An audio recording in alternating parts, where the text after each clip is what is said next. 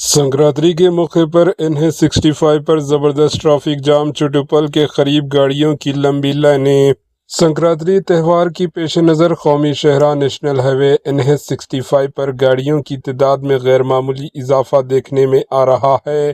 तेलंगाना के चुटुपल के करीब हैदराबाद से विजयवाड़ा जाने वाली सड़क पर शदीद ट्रैफिक जाम की सूरत हाल पैदा हो गई।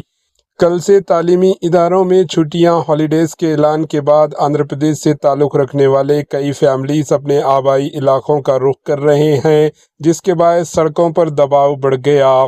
चुटुपल शहर में सड़क की तोसी के काम अभी तक मुकम्मल ना होने के सबब ट्रैफिक की रवानी बुरी तरह मुतासिर हो रही है।